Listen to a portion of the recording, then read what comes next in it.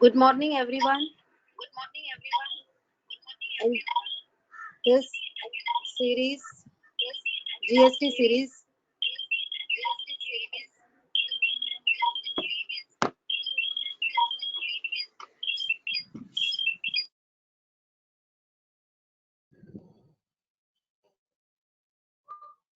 Madam, your voice is not coming.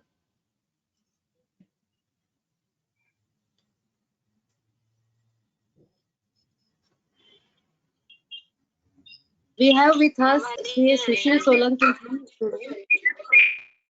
and on fake invoices and other fraud cases, issues and consequences under GST law.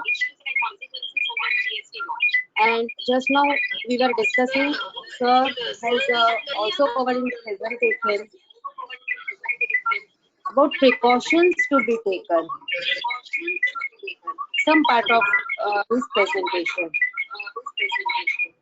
So that will be really grateful because everywhere we have to take precautions only. So sir, thank you very much for being with us on this Sunday morning under this pandemic to share your valuable knowledge and vast experience.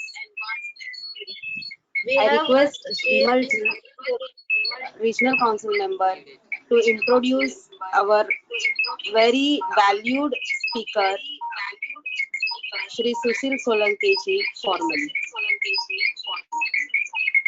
Thank you, Preeti ji. It gives me immense pleasure to introduce our today speaker, CA Sushil Solanki ji. Sushil Solanki ji is a retired IRS officer who has worked in the Excise and Custom Department for more than 30 years. He has also worked as a Principal Commissioner of Service Tax in Mumbai and Additional Director General in Central Excise Intelligence at Ahmedabad. He is a Chartered Accountant by qualification. He was one of the team members who drafted Service Tax Law in 1994. Further, his immense can be judged from the fact that he was part of Government of India team for formulation of policies for introduction of GST in India for almost 8 years. For his distinguished services, he was conferred with prestigious Presidential Award in the year 2001.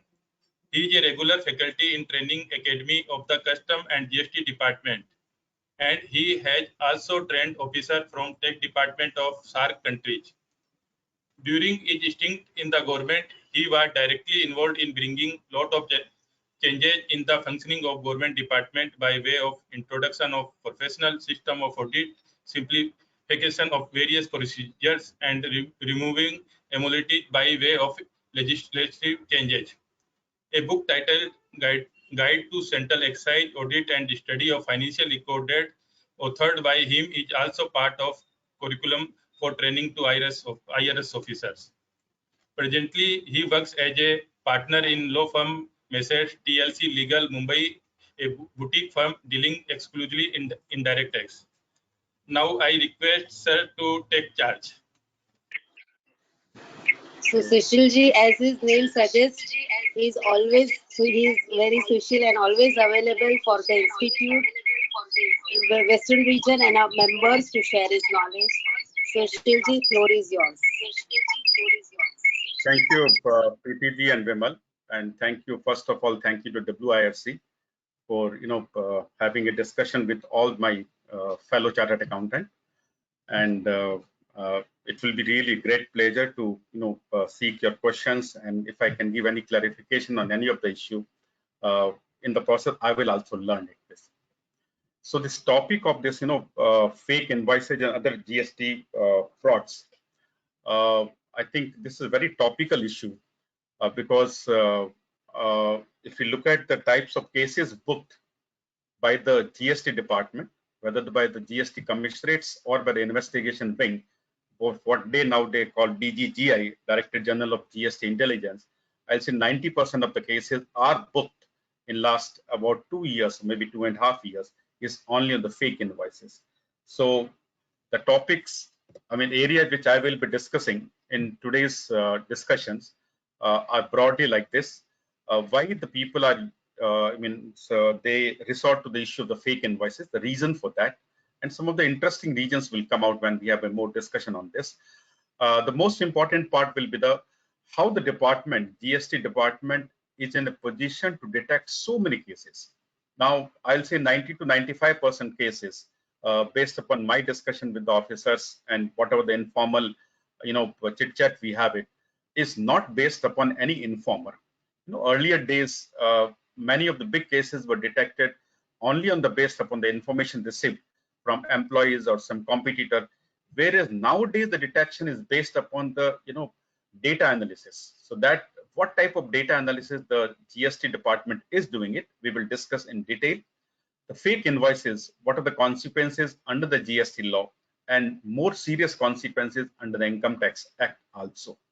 I will also would like to discuss if the taxes are not paid by the supplier, whether the buyer can still take the credit. What are the judicial precedents on this issue? We will discuss that. How the department is sharing information with the other department, how the GST department is sharing with the other department, what are the consequences? Then most important, as Preeti was saying, precautions while undertaking transaction. What precautions the businessman as a chartered accountant should take it while any transaction is being carried out. And the last is what are the generally asked FAQs during investigation, what you should do it during adjudication of this fake invoices cases, what you should do it. Some of the FAQs, whatever came to my mind, that I will take up. Let me first take it now. Since the topic covers what are the most important GST frauds, I just give a highlights. Fake and bogus invoice will go in much detail. The second type of many cases the department has detected, these are regarding fraudulent export refund cases. There again, these are the cases where the input tax credit was taken based upon the fake invoices. The third is supply of goods without invoices, what we call clandestine removal, or what we call the sale of the goods without any invoice, do number ka business. So some of the cases department has booked, but interestingly, those cases also department is in a position to detect based upon the data available with them. It's another very beautiful part of the in the GST that we will discuss. And the last type of cases what department has been detecting in the GST fraud is transfer of accumulated credit from one company to another company, where only the invoices are given without any supply of goods or services, and that mostly the department has been able to detect whether transactions are, between the related persons. So that will take in more details. Now, this is the slide just to start the discussion. Why the fake invoices? Being a chartered accountant, most of you know the reasons, but just quickly to start the discussion. First is that undue availment of ITC without receipt of goods or service. Naturally, if you receive the fake invoice, then one of the intention could be to avail input tax credit, even though you have not received the goods or service. The second is very interesting for the bank overdraft and facility or for overcome NPA status. Number of cases what I have seen myself personally when the clients have come to us, many cases their intention was not to get the input tax credit or something else. The most important reason they wanted to get overdraft facility, so they wanted to increase the turnover and sometimes encash the they will get the bogus bill and then they will sell the goods also. And when they sell the goods from the sales invoices, they will go for discounting, so they will get the liquidity. So in order to get the liquidity, many people have done this fake invoices. And to overcome NPA status, again the reason was that because when they're doing the purchase and sales, bogus purchase and sales, from the sales they will discount the invoice, and that money can go for the payment of interest. So in order to get out of the NPA status, many people have done. This is the one of the important reason for the fake invoices now. The next is to increase the turnover for higher valuation for the share market. That all of us I don't want to go in more details. To get the income tax benefit, that also means bogus purchases. It means the profit will go down, your income tax liability will be down. So that's the reason is not to you. Siphoning of money by the owners. This is also a very well-known reason why the fake invoices, especially the fake purchase invoices, are taken. So, I mean, the money can be siphoned by the directors or the owners of the company. To avail export refund and other benefits, this is another reason that many people, they do the fake invoices and then they show the fake exports. So in the process, they get the export refunds and number of other export related benefits. And encashment of accumulated ITC. This point is linked with, suppose a company is having accumulated ITC with him of suppose say 1 crore rupees now. What to do? They can't use it because in the regular business, I mean, the existing ITC itself is sufficient to pay the output liability. So then they do some sort of a fake invoices whereby they will pay the GST utilizing the accumulated ITC, and that way they will encash the accumulated ITC. So these are the important reasons for which the people are indulging into the fake invoicing. Now, sometime when we discuss among ourselves, with the ex-colleagues and this thing, number of times the point come and the issue comes, why the people are ultimately, indulging into the fake invoices. And from the tax officers, always the answer is that it is a greed. I mean, they want to, defraud the revenue. And that's why the all type of fake invoices cases, they see from the same, same filter or same spectacles. So there number of times my argument sometimes become is that no, it's not at all the transaction, but the department is putting in the category of fake invoices. They are not from the greed point of view or to defraud the revenue. There are certain, I will say in many cases, this has become the business compulsions. So all the chartered accountant, you will agree. And let me put through this two category. There are business compulsions. Why the people, I mean, come into the trap of a so-called focus businesses. Let me first put it down. Purchase through brokers. You go to textile market in Mumbai, or even if you go to the metal market, there the trade is a settled commercial practice is to make purchase and sales through the brokers. The purchasing dealer may not be knowing who is the selling dealer and vice versa. So in the process, the purchasing dealer will say, yes, I want to purchase the, fabric of say particular this item now. So you just tell the broker will get it. Broker say, okay, I will get you this fabric, and he will get the invoice. In the process, the purchaser doesn't know whether the goods have and the invoices come from same person or not. And this is the basic problem in Mumbai. It has happened. The hundreds of cases have been booked and being detected by the GST authorities. Whereas the people are saying that yes, we have received the goods and got the invoices. Now, and entire business is through the brokers. So how can you find fault with me? So this is the one business compulsions where the business is generally done through the broker, and broker in between or the supplier in between does some mischief, so that the purchaser can't be held responsible. There I will say it's a business compulsion. Goods from A but bill from B. I mean, it happens. I mean, you receive the goods from one and B from B. I will put this category in the business compulsion and sometime in the greed also, because when you get the bill from B, you get some discount, maybe 2% discount, or say, okay, give me 3% discount. So there can be some greed part of sometime but sometimes it is a business compulsion also. You're sitting in the market and you said, I want to buy the goods. Somebody said, I will give the goods, and somebody will say, I'll give the invoice also. The third category is circular trading again now. I will not say it's ethical. It's an unethical thing.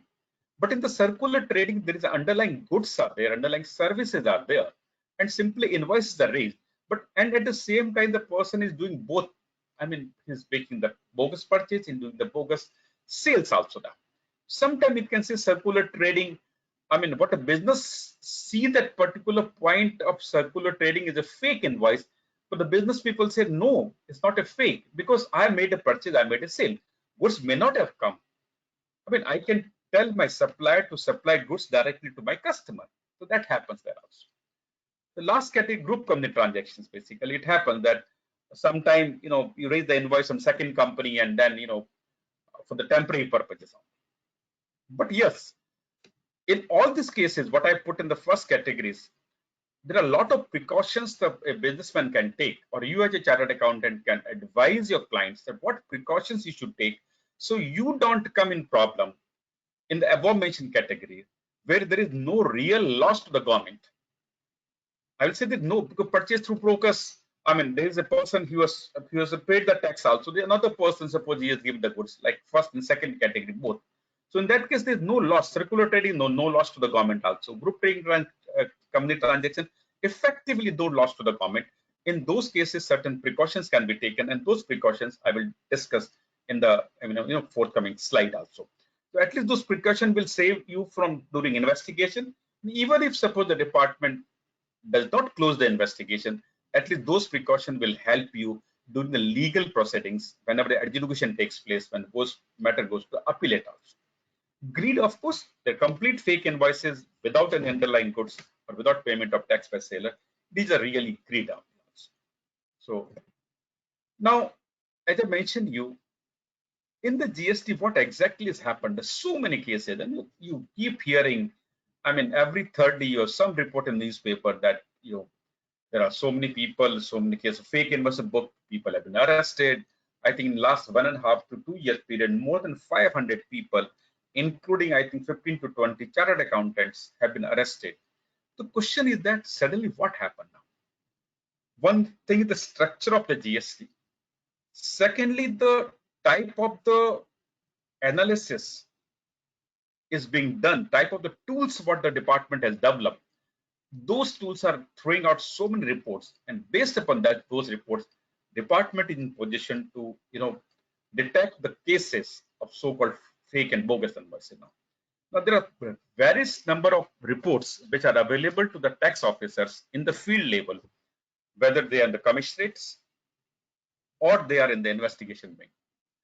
And number of time, not all the reports, after getting few reports, the officers again do further analysis. They combine 2 reports, they combine 3 reports, they do some filtering, and they come out with some new things also. So let us see what are those reports. So GST has developed a particular tool, what they call BIFA, a Business Intelligence and Financial Analysis tool, which has been developed by GST, which is shared with the state and the center both now. Under that one and under others also, all the reports are not under BIFA as well as others. What type of reports they're generating? First thing, reports of non-filer of GST 1 and 3B, and the people who have purchased the goods from them. So, and including the people who have claimed the refund. Now, the reports are so beautiful. I mean, it says the one person who has not filed GST 1 or 3B, and to whom he has sold the goods, and whether that person has again claimed the refund on account of export of goods. Those reports are available with the department. Now, this is the first indication that this person is showing, suppose, the sale of 50 crore in a month, and continuously for 3, 4, 5 months is showing the sales. He has not filed GST 1, he has not filed the GST 3B. It's a very clear indication. There are good number of chance that person is likely to be bogus. Is issuing only the invoice down. So this is the first report. Now, second and third report, what I mentioned, is the outcome of this first report or the part of the first report now. So second report, which is the most important report, which most of the cases are being booked based upon this, is that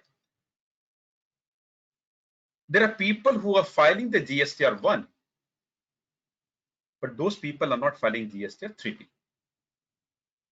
The simple reason is that once you file the GSTR 1, the buyer will see that his purchases are being reflected in the GSTR 2A. So he will be happy to that extent. This was happening then. Yes, he has filed a GSTR 1. So those cases are again the dangerous cases like the first category, where if a person has filed GSTR 1, he has not filed GSTR 3B. Again, in that case also, department can get the details of all the people who have purchased the goods from that people. So again, one and second are the, you can say the link report. Third is mirror imaging now. Now, what we were seeing now, till now, is from supplier's end. He is not filing GSTR 1 or GSTR 3B. Now, let us see from buyer's angle also. The department generates the third report. It says that as per GSTR 2A, somebody has availed the credit. But if the supplier has not filed the GSTR 3B, that report is also become available to the tax officer of the buyer. The first two reports, as I was mentioning, this is available to the tax report officer of the seller. The third report is available to tax officer of the buyer. So again, the tax officer under whose jurisdiction the buyer is coming, he can start investigation backward. And first and second report, the tax officer under whom the supplier is there, he can start the investigation. Now, of course, the investigation wing, that is the DGGI, they can pick up both the cases. This is the first three reports, and this is the first basic reports, those three reports. Based upon that, they get a list of the people. Those are the people not filed GST 1, they are the people not filed 3B, they are the people they are not filed both. Give the list, and then further undertaking is taken that from who are the people who have purchased from them also. So those reports are also available. Okay. Now let's take the next report is that GSTR 1 and 3B difference now. So this is the report where it says that here the people as per GSTR 1, suppose the turnover is on a 10 crore rupees, GSTR 3B on a cumulative basis they see that suppose that against 5 crore sale as per GSTR 1, as per GSTR 3B, suppose it is only 1 crore rupees, those are again the important, suspected cases. This I think you will understand, all of you, because whoever is practicing, they know this implication of. But these are all reports available on a monthly basis to tax officers, and on the dashboard they get the report every month. Now come very important. Special reports have been developed where the same mobile number and same email is being used for many registration. So suppose there is a common email of Mr. Sushil Solanki, which is used for suppose 20 registration, that report is also getting available to the investigation people or the same mobile number. Now, this is the important because based upon this report, there are a couple of good amount of cases that were booked in the past by the GST people now. I remember in Calcutta, they based upon this information and plus, of course, they went into the much more detail, the IP address of the computer from where suppose there are 200 people were using same mobile numbers or common email, and the IP address was also same from where they were taken the registration, from there they were filing the returns also. That becomes a starting point, and that was the cases booked by Calcutta, where number of people were found to be bogus. They were only issuing the fake invoices. So what were the reports available to the officer? One mobile number, common mobile number, or common email. Generally, the mobile number is generally not common, which is not acceptable. The mail is common, email was common, and even the IP address was common. That again become the basis for starting investigation. Yeah, here, and of course, then they further match it up with the have they filed GSTR 1, have they filed GSTR 3B, all sorts of things also. So this is the another important reports which is available. Nowadays, for last one and a half month, a new report has been developed, FASTag and RFID reports for movement of vehicles.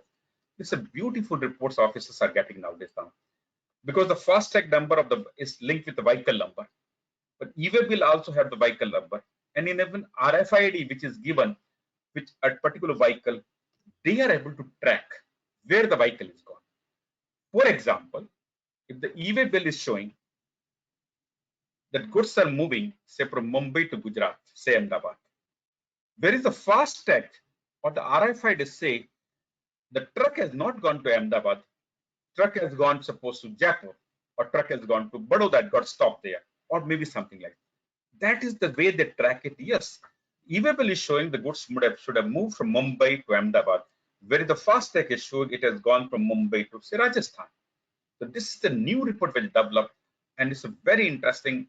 New cases are will be booked based upon this particular report available to the department. How the technology is used, try to understand now.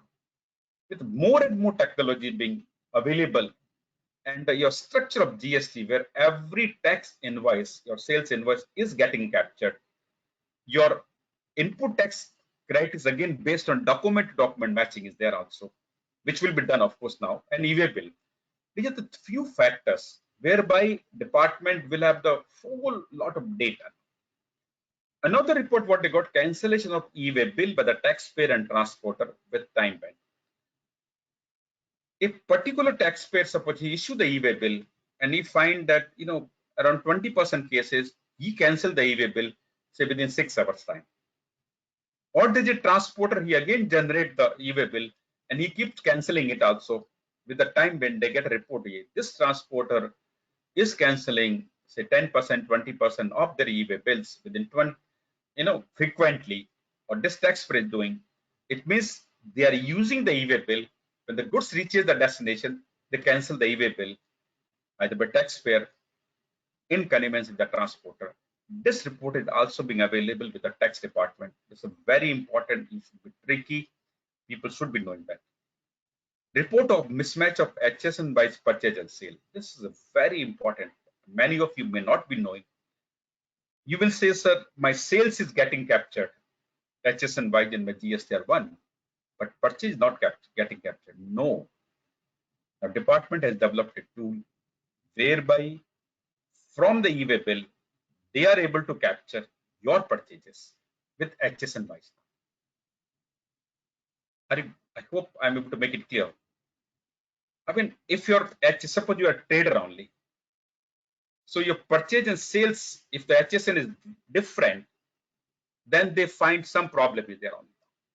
So this is the new report which are developing through the use of the e-way bill and your GSTR1 data. Of course, when the GSTR9 will come, you will give the, you will give the HSN, your classification code for both purchase and sales. But even much before that, they can track it, and they have booked the cases based upon this also. Very interesting.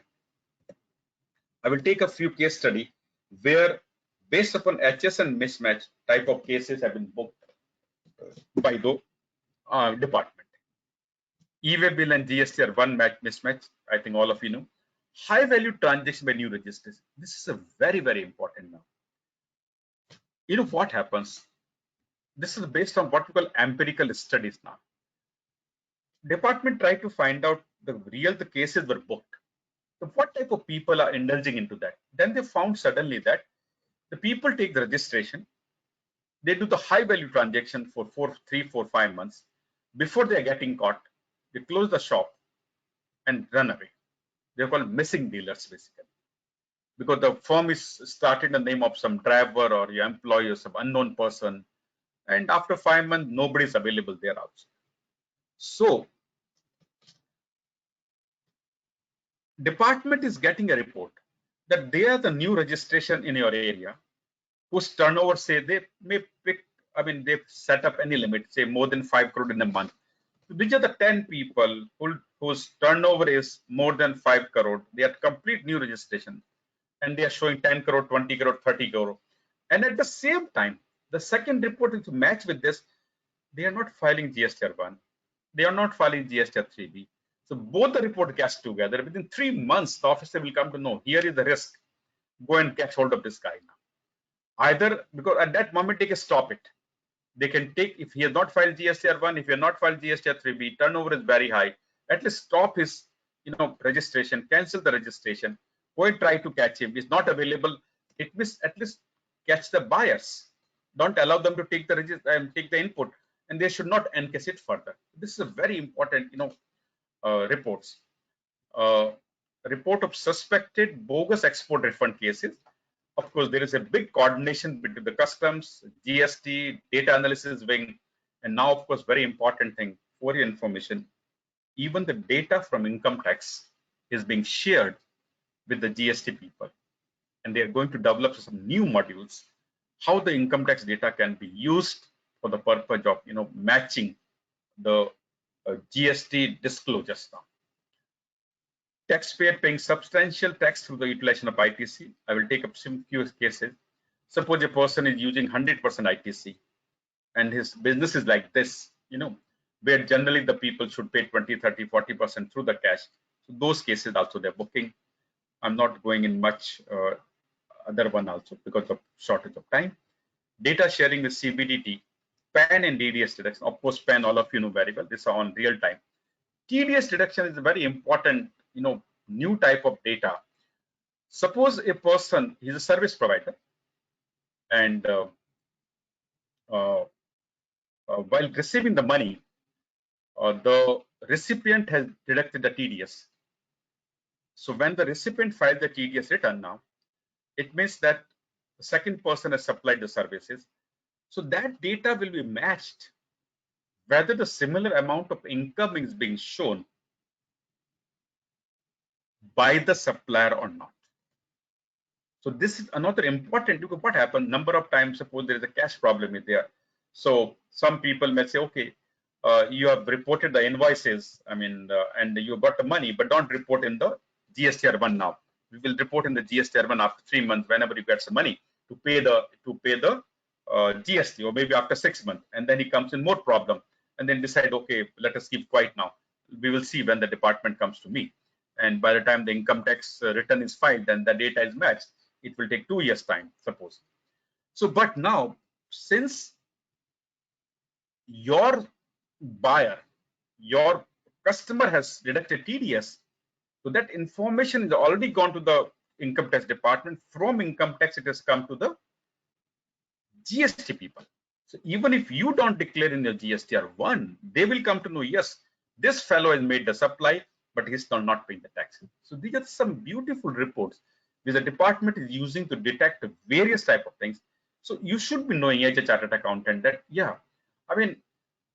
whatever the people do, now there's so much of database is available with the tax department, GST department, that, if he is able to take a patli gali from one side, he will be caught at other side also there. Like this. So this is the point you should remember it now. Okay. And sometimes you will say, how the department has come to know. Now you should realize this, how many reports are they getting it. That's the reason they are able to catch that. Okay. Now, I'll just give it this, as I told you, that mismatch of your sales HSN, sales classification of goods what you sold or services what you supplied, and the classification of the purchase now. Let me give a 2 or 3 examples. These are all real life cases. It's not something created by me. In Gujarat, they found number of cases where the groundnut oil manufacturers were found taking credit on castor seeds. They were making mungfali ka tel, and they were found taking credit on castor seeds only. You'll be surprised. And based upon the data when they found out now, the immediately officer went there and said, oh, castor seed, what do you do with the castor seed? It's not used for making the groundnut oil. Case is very clear cut. Another case which was made somewhere in Punjab, butter manufacturer was found to taking credit on the ghee. Now, butter is liable for GST, whereas ghee is not liable, ghee is exempt. Sorry, ghee is also liable. Now, sorry, it's not butter manufacturer. I'm sorry, it is a biscuit manufacturer. A biscuit manufacturer was found to be taking credit on the ghee. Now, when officers saw it now on the analysis, he's a biscuit manufacturer. Yes, he's taking credit on the ghee. What he does with the ghee? So when the officer went to the factory, and they say, yes, ghee is, and they talk to the production people, and they ask, "Aap log ghee use karte hain kya?" So the production fellow will say, no, I never use the ghee. Sometimes I do get the butter, that cocoa butter or some sort of, because sometimes we make this butter biscuit. But they ask, have you ever used the ghee? No, we never use the ghee. Whereas the tax department was taking credit on the ghee. So then they know, how the ghee can be used for making of the manufacture of the biscuits. HDP seller, he's a trader. He's a HDP seller, whereas he was taking credit on the PVC. Both are different items now. So on the PVC, there is a separate classification altogether. Whereas HDP, there is separate classification altogether. On the sales side, you are showing classification. I have sold the goods worth 5 crore, showing the classification of HDPE granules. Whereas on the input side, the department on analysis of the e-way bill, that I'm talking the live analysis. At the end of the year, of course, they can find out. You as a chartered accountant, when you do your GSTR 9, you please keep in mind that what classification your client is showing for the purchase and sales. If it is completely different, then you should ask the question. If he's a trader, there can't be difference in classification. Even if you're a manufacturer, you should ask the question, why this particular goods are used where? So these are the points you should keep in the mind now. These are real life cases what the department has booked it now. Export report I will take later on only. Now the second category of cases, supply without invoices. आप बोलते cash में जो लोग बेचते हैं उसमें how department is catching it. This is the beauty of it now, especially in the import of the consumer goods now. Prior to GST, what was happening? People were importing goods from various countries, consumer goods only, electrical goods or your pens and pencils and papers and your eatable chocolates, all these things, gift articles, and so many things people were using. And mostly it was what we call Chinese goods, basically. But it may be China or non-China, whatever. People were importing in the pre-GST period. They were declaring the value. The cases of undervaluation was booked by the customs. And after it was cleared from the custom, there was no track record available. Because after the import goods were cleared, then it was going in the lap of the state government and where they were supposed to pay the VAT. And there was no mechanism of sharing the data between the customs and the VAT. State government, customs is central government. So there were many cases. You come to Bombay, you have the Manish market, your central market, so many places where the people are selling day in and day out imported goods in cash. Okay. But there was no mechanism available to the state VAT department to find out. Now look at the GST. When a person imports, when he files the bill of entry, he has to give GSTN and he will give the GST number, registration number of the state where he is going to sell the goods also. So now the department has got the data. This person has imported goods worth 5 crore rupees in last 3 months. Then they immediately compare, take out the GST 3B against 5 crore of import. He is declaring the sale of say 10 lakh, 20 lakh or 5 lakhs only. So it's a very clear-cut case that they are importing the goods, but after that he's not reflecting the sale. Based upon this, department has booked quite a big number of cases against all these people. People import, they go and check with him, Papa, you have imported goods for so much, where is the sale? So this is the beautiful reports available with them to the GST department. So you can all the clandestine removal, what we call it, or where the sale in cash only, those cases can be booked also. This is another way. Compare purchase data as per GSTR 2A with the sales as per GSTR 1 and GSTR 3. Now what happened? Number of time, some especially in the Mufassil area, because they purchase the goods or the traders from the big companies, they have to buy in the record date through the invoice only. But moment they buy through invoice, it comes and sit in their GSTR 2A. But sometimes you find that their GSTR 2A purchases and their sales as per GSTR 1 and 3B does not match. So this is another basis. Based upon that, department is in position to detect the cases where supply is in cash or without any invoices. Some few cases, very interesting thing, third number. Sale to URD, that is to B2C, by the manufacturer and wholesalers. Now, generally the manufacturer, I'll say 99.99, manufacturer will not sell to the consumers, or the wholesalers will also not sell to the consumer. They always sell to the B2B basis. But if a manufacturer and wholesaler is showing B2C sale, that again shows that yes, here the possibility, they are the person to whom they have shown the B2C, that person in turn would be selling in the cash. The department booked some cases based upon this data only. Very interesting, I mean, how the offices work there basically. Secondly, report of purchase from URD and sale to URD is also available. If a person, businessman is doing a lot of purchase from URD and sale to URD, those reports are available. If the amount is substantially, department again can look into those reports also. Now, very quickly, I have to come to see this. What are the consequences of the fake and bogus invoices purchase and the sales now? Of course, first is denial of credit under section 16, subsection 2, clause C. If the goods are not received, or if the tax is not paid, if the tax is not paid by the supplier, then your input tax credit will not be allowed. I will go in more detail in 16.2C in the next slide. what is the judicial pronouncement on that also. Let us see the consequence under the GST. The issuer of the fake or bogus invoice, he can be slapped with 100% penalty of the taxes ITC passed on by him. Similarly, the receiver of the invoice, the buyer, will also be slapped, and this is the 100% is a mandatory. This is not up to 100%. It's a 100% penalty of ITC availed. So on the seller, 100% of the ITC passed on. That's nothing but what of the taxes he has shown to have paid. And the second category of the cases where 100% of the buyers, so what are the ITs availed, he's not only liable to reverse the credit, he has to face the 100% penalty also, which is the mandatory. Very interesting thing now. Every issuer and receiver of fake invoice in the chain, say circular trading or whatever it is, liable for penal action. So you can't say that from A to B, B to C, C to D, D to E. Suppose it's a 5 label transaction. So every person from A to E would be liable for penalty, 100% of the tax involved.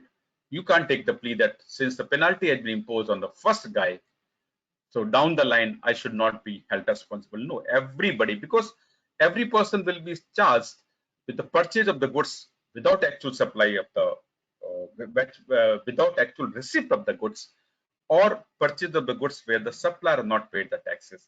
So every person in the chain will be liable for penalty.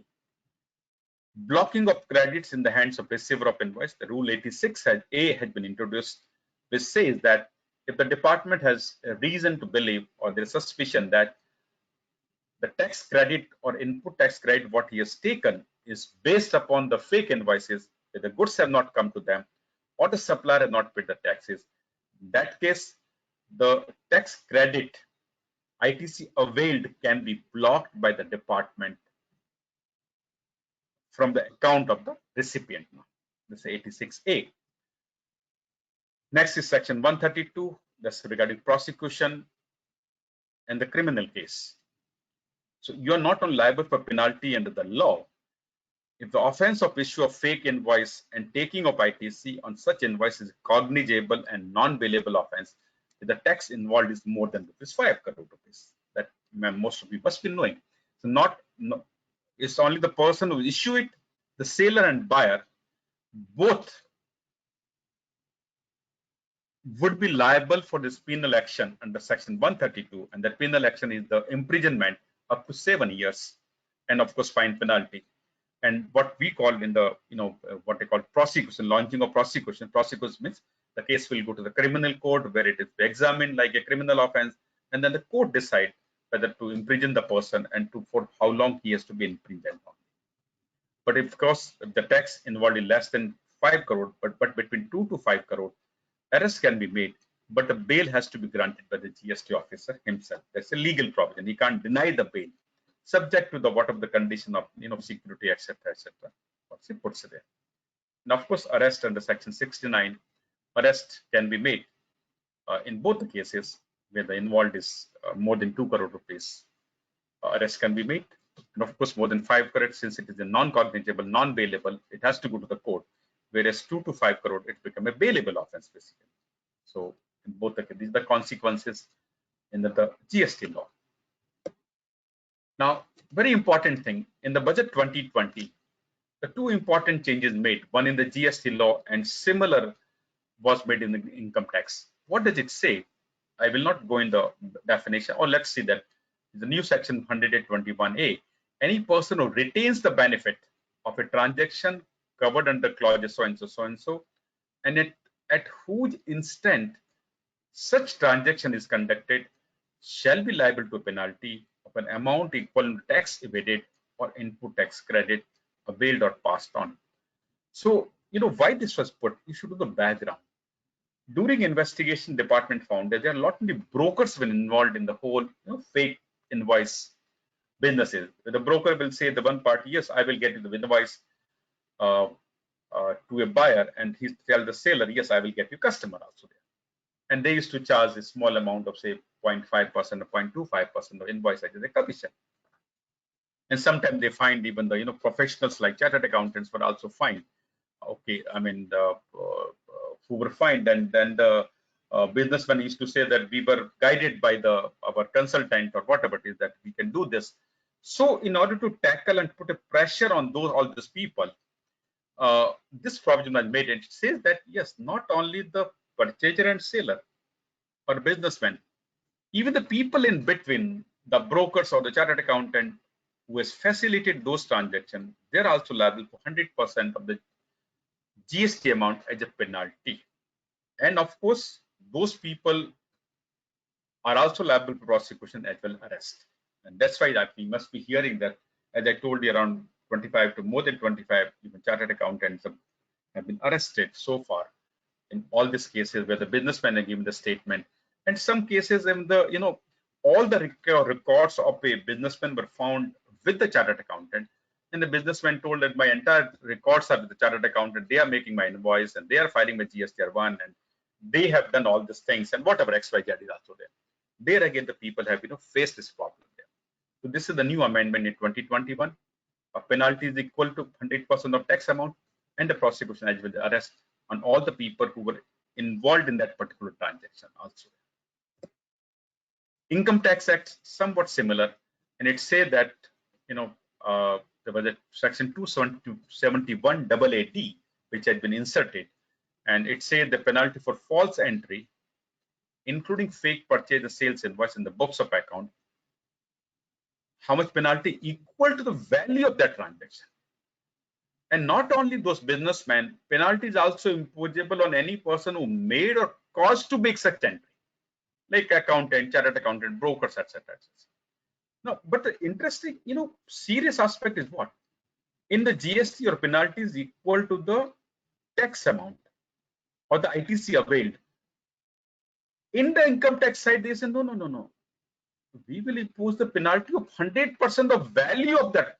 So, sales value or purchase value. Up to that, not equal to, word is very equal to. There again, no choice has been given. So, suppose there is a transaction of 1 crore rupees involving GST of 18 lakhs rupees. In the GST, a person would be liable for penalty of 18 lakhs rupees. In the income tax, both from buyers as well as seller side, they would be liable for penalty of 1 crore rupees.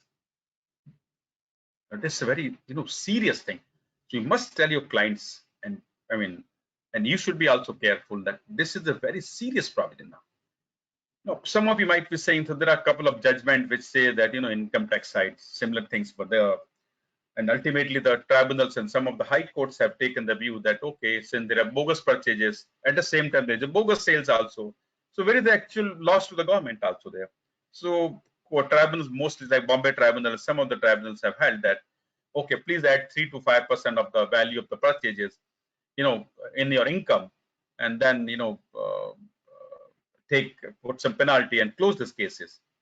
But I must say you that there are many contrary judgments of high courts, Gujarat, Bombay, Delhi, and Allahabad high courts now, holding that in the case of income tax, full amount of bogus purchases should be added to the income and not only 3 to 5%.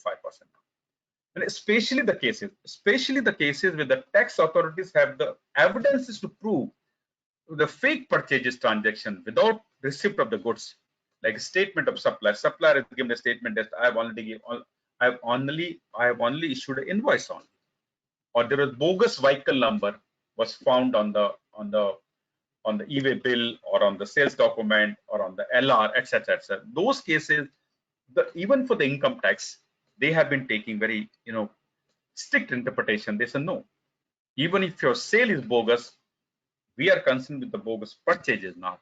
So if it's a bogus purchase, it will be disallowed as a deduction also. So be cautious. Don't go by the few cases where 3 or 4% have been added, because there the logic, I have gone through those judgments, is also not very clear-cut logics are there. Why they want to put, they say bogus purchase and bogus sale. But another high courts are taking the plea. So what? If the bogus sale is that, you take your action, whatever you want to do. You want to claim back the refund, you do it. But as far as bogus purchase are concerned, it will not be allowed as deduction also there. Now let's come to the important from GST point of view. Till now, all the facts were going on now. Now Sometimes your clients might be facing a situation that he says department is alleging, in my case, it's a bogus, purchases. But sir, I have received the goods because I purchased from brokers or I purchased from what I did receive. I got evidences. I received the goods there. I made a payment. I made a payment of GST. If my supplier doesn't pay, why you are putting me in this problem now? And there are many such cases that are happening there also. But the department is taking a plea. Sir, I can't help you. There's a provision 16(2)(c) of the CGST Act. It says that payment of tax by the supplier is a precondition for availing of the credit by the buyer. I can't help it. Now, let us come to let's go in more detail in this. The similar provisions were made in the VAT law also. It was available in many states, Delhi, Maharashtra, so many states also. So the one case, not one case, I will say many of the cases which reached the courts, high courts. So a similar provision was there in the Delhi VAT law. And on this case, Onquest Merchandise India Private Limited, there are many parties available. Somebody say some KK Trading and whatever it is now. In 2017, the Delhi High Court struck down that provision, similar provision. That provision says that if the VAT has not been paid by the supplying dealer or dealer supplier, the VAT credit was not available to the buyer. Now, petitioner challenged this. He says, what is my problem? What is my fault?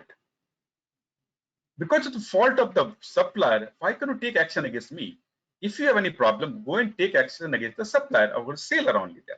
I mean, you can't, I'm a businessman, I cannot keep track of all my suppliers now.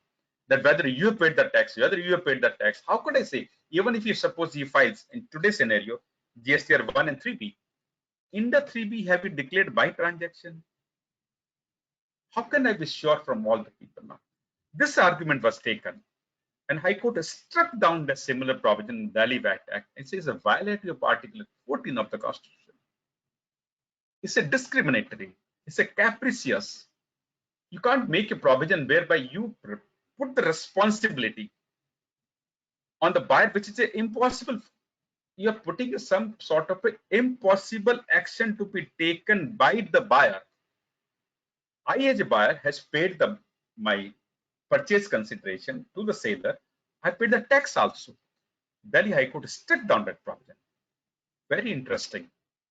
And of course, the matter went to Supreme Court. The department, Delhi VAT Department, took it forward to Supreme Court. Supreme Court also dismissed the SLP. Of course, they put a one rider that yes, if the fraud case is there, where the buyer is also party to that fraud, you can invoke that provision, not in all the cases. Got the point? Now, I'm also aware that Bombay High Court, there's a decision in the case of Mahalakshmi, cotton ginning and pressing oil industries. There was somewhat similar provision was there in Maharashtra VAT Act. But the Bombay High Court has held that this provision is legal. But this judgment was also discussed in detail by the Delhi High Court. And of course, when the matter went to SLP, also Supreme Court also there also. And Delhi High Court has distinguished this. They said, no, we don't agree with of course, the certain wordings were different in the Maharashtra VAT law. And moreover, the logic taken by Bombay High Court was not acceptable. So today we got one good judgment in our favor on Quest Merchandise India Private Limited. In fact, in the GST also, there are many writ petitions have been filed challenging the 16(2)(c), the constitutionality of 16(2)(c), and the writs have been admitted by the Delhi, Gujarat, AP, Madras. And recently, in the last month, April only, the judgment of April 21, judgment of Madras High Court, Honorable Madras High Court has come in the case of DY Bredal Enterprises. But there, what happened? The buyer has paid most of the amount they has paid to the seller also there. And department has directly came and started doing investigation against the buyer. And they told there were a couple of buyers, maybe 10, 20, 30 buyers were there. We all reversed the trade because the seller has not filed the return there also. So Then they approached the High Court. They told the same thing, that what is my fault, sir? And moreover, you have never even tried to make any recovery from the seller. You directly come and sit on my head now. And you're putting pressure against my neck that either you pay the tax or I will arrest you, I will do that thing, this thing also. And there the petitioner has also quoted one press release of GST Council of 4th May 2018, where the GST Council has mentioned that it's not that every case wherever the seller has not paid the tax, the immediate action will be taken to recover it from the buyer, or from the buyer ITC recovery will be made. It's only the exceptional cases the officer can come and seek recovery or reversal of ITC from buyer. What are exceptional cases? Say there's a missing dealer, your supplier is missing, he's run away, he has no proper properties are there, not there. His business has closed, assets are not enough now there only. Those cases, since department cannot take any action against the supplier, there the department can seek the action against the buyer. So based upon that, of course, they are not quoted. Of course, petitioner has taken the plea of this particular GST Council, but the judgment says the same thing. That no, this action of state GST authorities seeking reversal, that's a seeking recovery of tax from the buyer, that order was quashed. And they told you, please redo the investigation where you involve the seller also. First, you seek from seller why he is not paying you. You try to recover the money from the seller before you come to the buyer. And at the same time, the petitioner, that's a buyer of the goods, he said that I made number of time requests, please bring the seller. You record his statement. Department did not do. So now the courts ordered that yes, you make inquiry with the seller also. First, try to make attempt or recovery from the seller. So based upon that, notices were quashed against the buyer. But the important question here is that in this case, virus of section 16(2)(c) was not discussed or considered by the High Court. Like in the earlier case, what I was referring on Quest Merchandising India Private Limited, Delhi High Court and Supreme Court, there the virus of a particular provision was challenged, which was struck down, which is not happened in this case. The virus of section 16(2)(c) has not been struck down. I mean, this has not been challenged, has not been, court has not struck down or read down the 16(2)(c). This is the difference. So we cannot directly jump to the conclusion the Madras High Court has given, so now you cannot take any action. No, I mean, I will not agree to that extent. I will say yes. They say that you first take action against the supplier, make your efforts. If you don't make your effort, then you please come and ask me also. This is the latest position, but yes, this provision, I'm quite hopeful that this provision would be challenged, and there are good chances, because if you are genuine buyer, if you receive the goods, you have made the payment, you made the payment of taxes also there, then why should you be held responsible for that also? So this is the point I thought I will. And there are number of your clients will be facing the similar problem. If the amount is big, we can always challenge it before the High Court, challenging the provision itself, or challenging that whether action has been taken against the supplier or not. That type of challenge can be made also. Now, one of the point what I mentioned, that what a department during investigation do it. After investigation, department has a system of what they call Regional Economic Intelligence Committee, and this is comprised of so many department of the government of India as well as state governments now. GST, central and state GST, both are member of this. Customs Department is member of this committee. Income Tax is a member. Enforcement Directorate is a member. Reserve Bank of India is a member. SEBI is a member. CBI, Central Bureau of Investigation and Economic Offense Wing of the police of the state government. They are all member of this particular committee.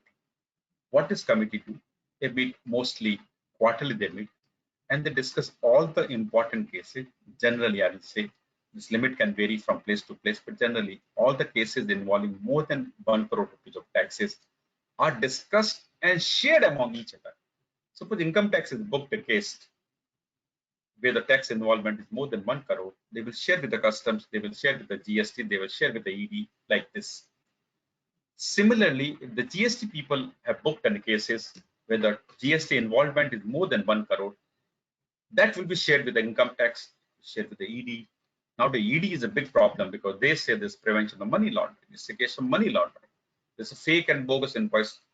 ED can get you into the PMLA also. If the amount is big, they can say it's a money laundering case also. It's a very big serious problem.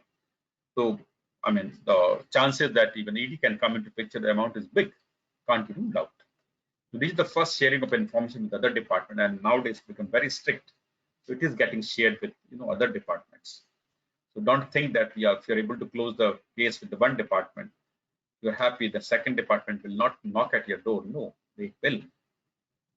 Next is that one system of cash transaction report and suspected transaction report, what the department calls CTR, STR. This is a report which is generated by a section called FIU, Financial Intelligence Unit. It's with the government of India, and there they get a lot of data and reports from the banks.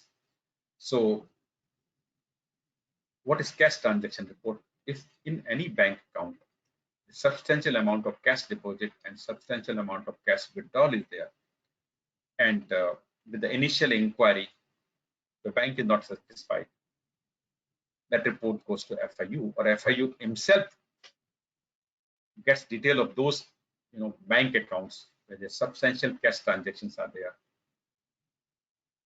Similarly, suspected transaction reports, basically wherever the bank find or FIU find that a huge amount of transactions are getting place without any supporting business. That could be the case of terror financing or the narco financing, the business deals. So those type of, if you remember, sometimes the bank people calls the customer, sir, in your account there is a 50 lakhs rupees deposit or 50 lakhs rupees of withdrawal, not in cash money, but with checks. So such a quite a big. So they ask, sir, ye kiska hua hai? So if the client is not in a position to give any satisfactory answer, it can go in a suspected transaction report. Or suppose in a particular bank account, a lot of money is coming in or going out to the foreign accounts, that can also become a suspected transaction reports. Those transaction reports are sent by FIU to the GST people, to the income tax people, to the ED, CBI, and they also take action based upon those reports. Different sources by which the tax department, other departments gets the data. Now, this is another type of the cases now. Now, group company, intra-company transaction now. Number of times, there is a group companies and some companies having the accumulated credit with them, whereas the second company has to pay the tax in cash, GST in cash. So either they can do a temporary transfer in the sense that they will make some invoice of the goods or services, mostly for the services. For the goods, it has to be followed up with the e-way bill. Services, there is no e-way bill, fortunately. So they will transfer the credit, and after some time, the second company will, the first company will cancel that invoice. Oh, no, that service was not given properly. Your money will come back. So this temporary helping can be done, and department has able to crack those cases. And sometimes it's a permanently transferred. I mean, one company is thinking, group company, I got that much of credit, suppose 5 crore credit with me, which I can't use it. And so they raise some invoices on the group company for some services, consultancy services of this service or that services, and they transfer the credit completely, and the second company use it also. So such cases are also booked by the GST departments and that's again the same category of a fake invoices is coming in. Now, I told you initially that the number of transactions with the business compulsions are there. Basically, suppose your client is doing business through the this one brokers, or sometimes the circular trading is done also there. So what precautions should be taken? And that's a very important now. Of course, some of the precautions you must be knowing. Some of the precautions are there, which you can suggest your client to take it further. First thing is that even a genuine transaction also, how to find out the seller is being genuine, basically. My business is like this, so I don't know who my seller is even also. So two things can be done. check GSTR 2A before making the payment. I think the many people are doing nowadays also. That if the supplier has filed GSTR 1, then it will get reflected in the GSTR 2A. So before making payment, ensure it GSTR 2A is there. It's fine now. Second, nowadays, of course, facility there. Check whether GSTR 3B has been filed by the supplier. Keep the screenshots and record for the new suppliers at least. Because nowadays you can find out, yes, at least the GSTR 3B is filed or not. Whether your transaction reflected that, you can't find it. At least the GSTR 3B has filed it. Keep the screenshot of that particular report in your record, at least for new suppliers, with whom you are not, dealing with on regular basis. So if any investigation comes, you can say that I have find out, sir. He has filed GSTR 1. It has come my GSTR 2A. He has filed GSTR 3B. What else you expect from me? Actually, that will save you during education, even during investigation also. You can tell him, it's not my fault. I've done whatever is possible. Of course, now the new provision has come that if somebody is not filing the GSTR 3B for 2 months, the GSTR 1, he cannot file from 3rd month onward. And this is suspension of registration, cancellation of registration. Of course, there's a new provision. So you will be safe from this point of view also. If somebody is not filing GSTR 1 even, you will come to know. Now, this is the very important point. Just keep in mind now. There are many cases with case of sale without movement of goods, like A to B, B to C, C to D. Now, you are suppose, for example, B. You purchase the goods from A, but in turn, suppose you've sold to C or C has sold to D. And suppose you are B and you are selling to C and C told that please deliver to D. In that case, there may not be the movement of goods because every buyer is given the instruction, please give the delivery to the next person. In that case, sale without movement of goods. And I found number of cases, the big companies of this country, sometimes they say that goods are lying in one warehouse only, whereas the bills are made from A to B, B to C, C to D, and even D to E even. But the goods are still lying in the same godown where the goods were lying when the first sale was made by A. In that case, I will say nothing illegal. I mean, yes, it's possible that I can buy I'm a B, I can buy the goods from A, but I'm not taking delivery because I say, please keep the goods in the same godown.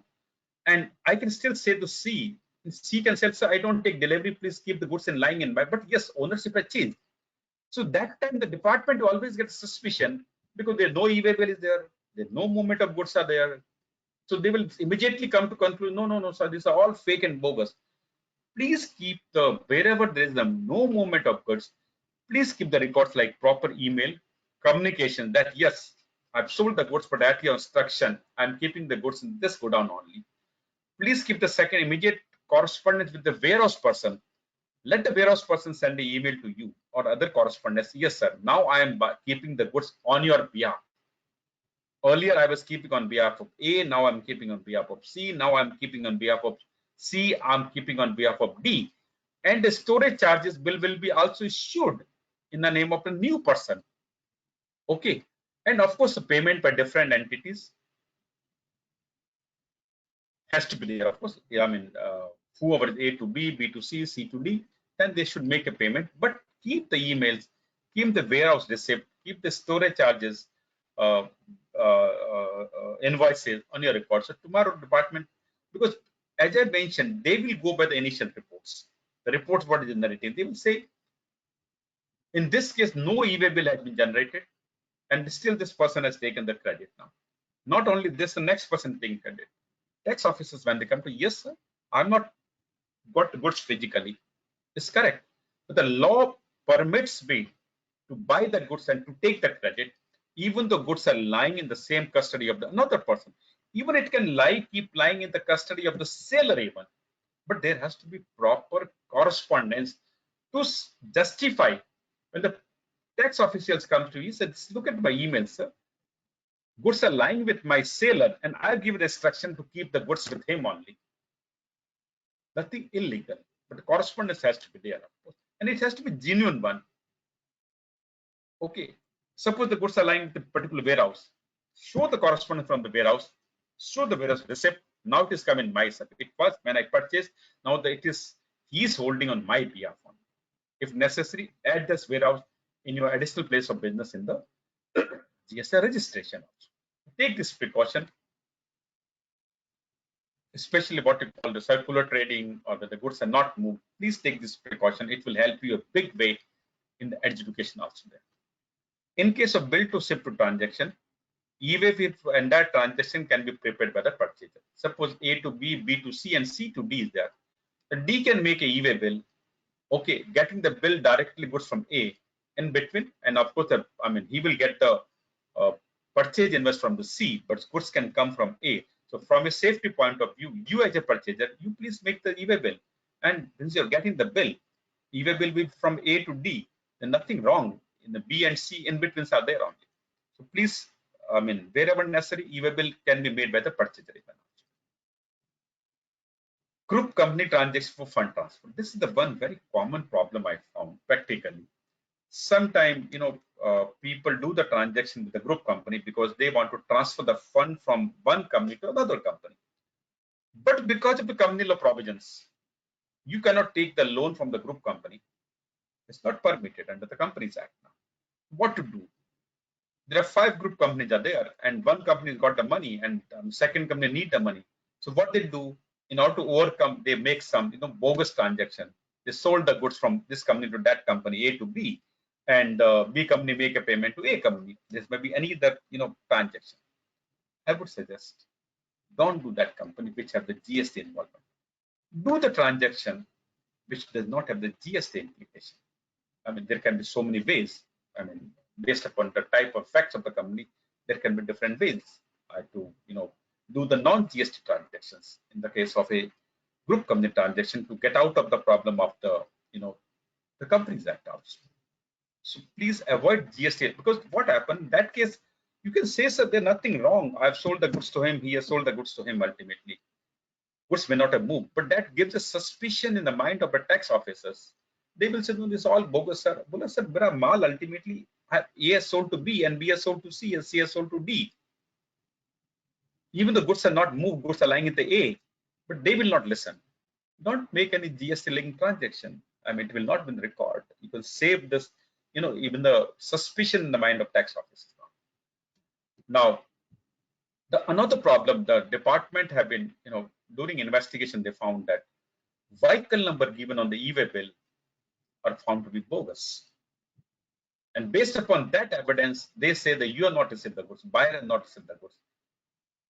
I would suggest everyone that whenever you receive the goods, because your textile people say, sir, we got go down in Vivandi is the one area.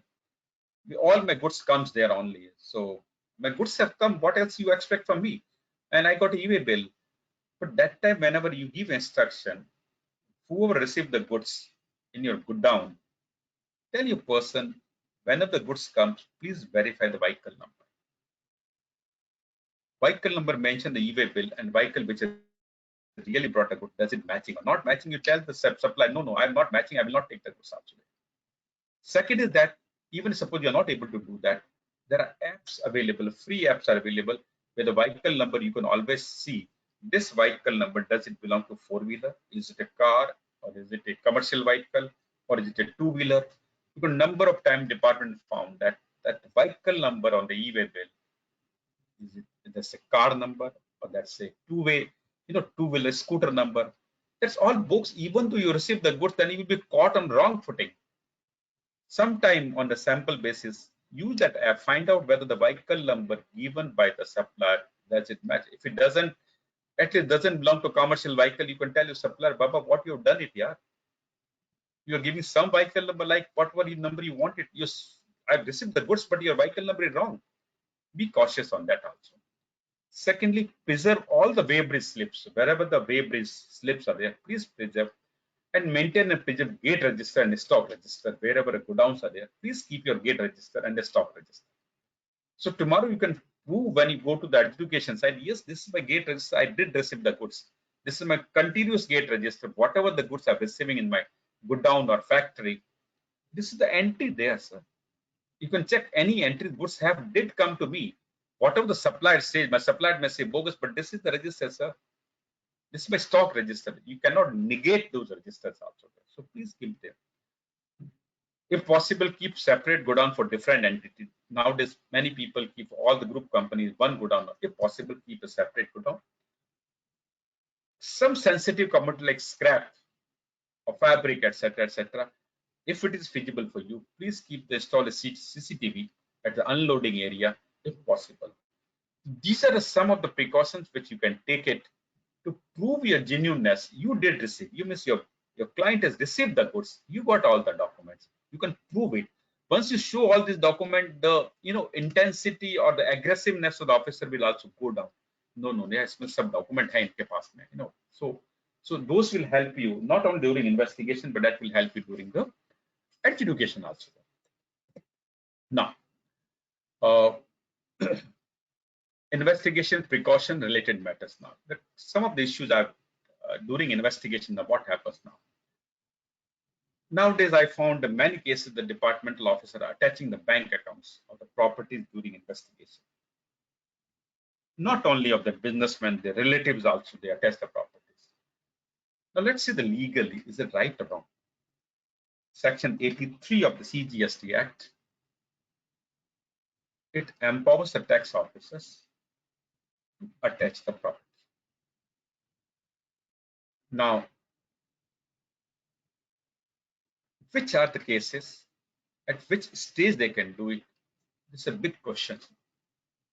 Section 83 has been amended in this budget 2021, but of course that has still not been notified. Let us go over the existing Section 83. It says that during the pendency of the proceedings under Section 62, 3, 4, 5, and 73 and 74, if the officer is of the opinion that to protect the interests of the revenue, it is necessary he can attach the property provisionally. These are the broad wordings of the section. It said during the pendency of the proceedings. This was the exact verbatim wordings were available under the central excise law, under the service tax law. I still remember in 2009 or 10 when we brought this provision. I was working with the government of India, and I was the person who drafted this particular section for the central excise side and subsequently for the service tax side also. A whole lot of debate took place between us and the minister. Mr. Chidambaram was the minister that time. And being a politician, he was very sharp. He's advocate also. That he told, no, I don't want to give a complete open-ended power to the officers. Otherwise, there will be chaos. There will be misuse of this provision. And he was very clear that this provision can be invoked only after the show cause notice has been issued. What is the meaning of show cause notice has been issued? It means that the department has prima facie found out, yes, there is a suspected evasion of suppose X amount, say 1 crore rupees. Based upon the evidences, they have issued a notice because some officers have applied their mind. Yes, there is suspected evasion of 1 crore rupees. After the issue of show cause notice, only then this provision can be invoked. That was his view. And specifically thereafter, we issued the instructions. In central excise side, there were rules were made for the provisional attachment of property. And it was made very clear. During the pendency of the proceedings, of course, now of 62, 63, 64 are different sections of the GST law, but that will not impact you. Because one of the section is when there is a non-filing of returns by the people like this only, and one is the best judgment where the information not given by the taxpayer or by assessee, and third category is another category there. But 73 and 74 section in the GST is also for issue of show cause notice also. So during the pendency of the proceedings for 73 and 74 section means where the show cause have been issued. That were the instructions were issued. There were rules were made there on this cases. Unfortunately, in the GST side, those actions of attachment of bank account or the property is being taken from the day one you start the investigation. For the fraud cases, for the fake invoices cases, the officer will come and first say, okay, give me your bank account detail, give me your property, which house you're holding, which your wife is holding, which your father is holding, which your brother is holding, where are attaching. You take details of all the property, then they give a notice to the to the society people. You can't sell the property, you can't do. They write to all the banks. I will say no, it's illegal. They cannot do. You start an investigation, you don't know whether there's a case or not. I, as a taxpayer, got all the right to satisfy you that whatever you are thinking is wrong. Even if my view is not acceptable, not accepted, there can be probably even of 10 lakhs, there can be probably even of 20 lakhs, there can probably 1 crore. Can you attach my bank accounts, which have the, suppose there is a balance lying of 1 crore rupees. My suspected division of 20 lakhs rupees, can you attach for 1 crore my bank account? And on top of it, you attach my property also, which worth 5 crore rupees. My wife's property also, my father's property. No, this is illegal. So you can't attach the property during investigation. This is the reasonable belief. What's the reasonable belief? I will run away. I will sell all my property. So you can't, department cannot recover that money. Where is the reasonable belief? And any law where you attach my property, don't give me a chance to prove my bona fide also. For this purpose, in the old law in the Central Excise and Service Tax, the specific provision was made there. Before taking any action, a reasonable opportunity will be given to the taxpayer, and then the officer was supposed to pass an order that yes, of the senior level officer, maybe commissioner, that yes, now I'm satisfied that yes, there is a suspected evasion of this much because the show cause has contest, and there is a doubt that this person may run away, he may sell the properties, therefore I'm taking this action. So this present trend of attaching bank account each and every case, property each and property of the taxpayer, his brother, wife, father, is illegal. It can be challenged. Even after the amendment, I can send it.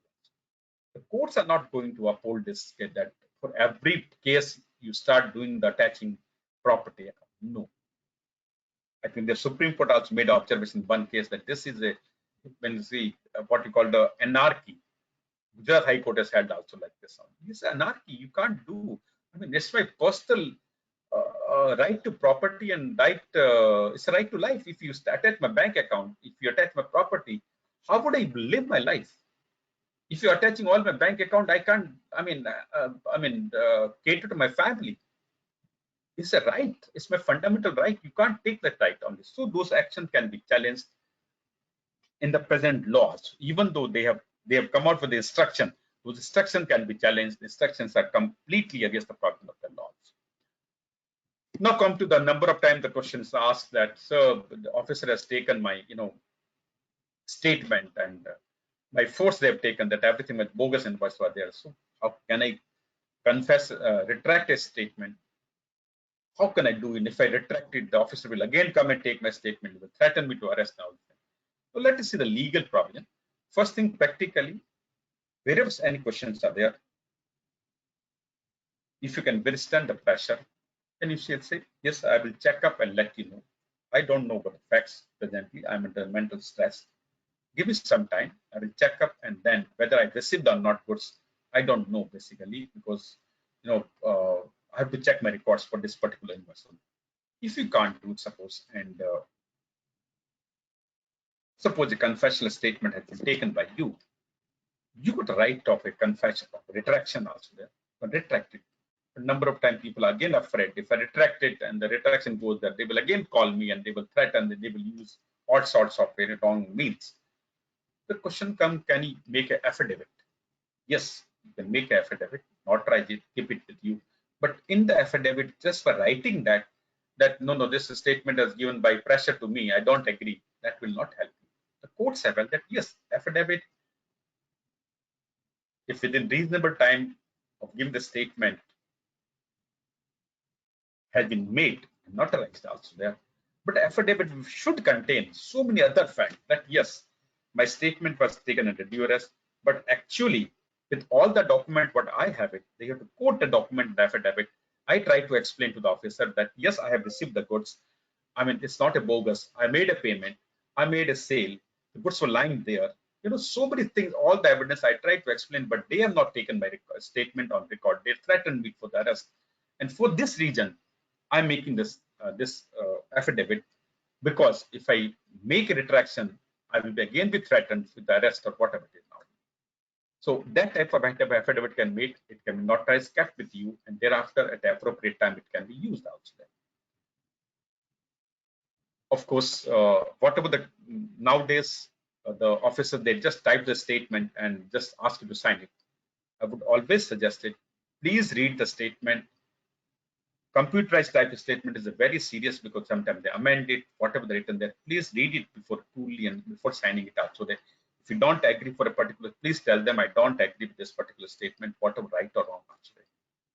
Please put the time of start and signing also. The number of time, they start recording a statement at 5 o'clock in the evening and goes up to the next day morning.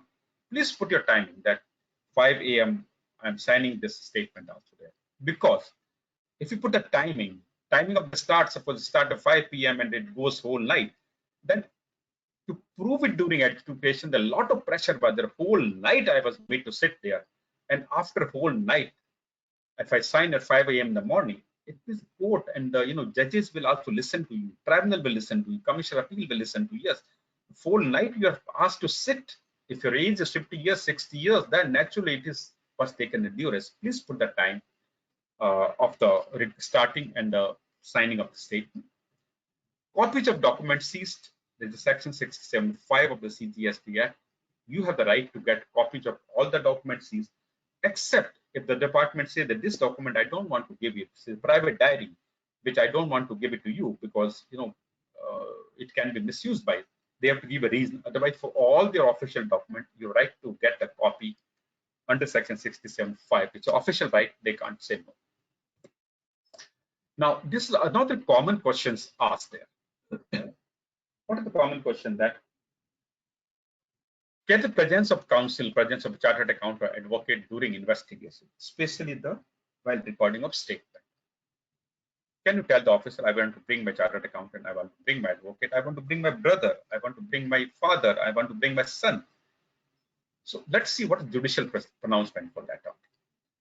This is a Supreme Court judgment in 2017, Rohit Sakhuja.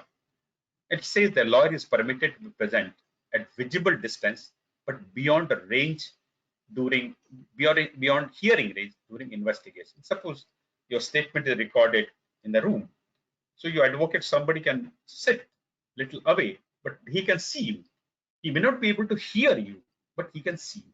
So this the Supreme Court said no, law has to be permitted at a visible distance. But of course, but interestingly, in the case of Bombay High Court followed the judgment in the case of Arvind Kumar Jain Thakar. Both are customs cases, but similar provisions are there.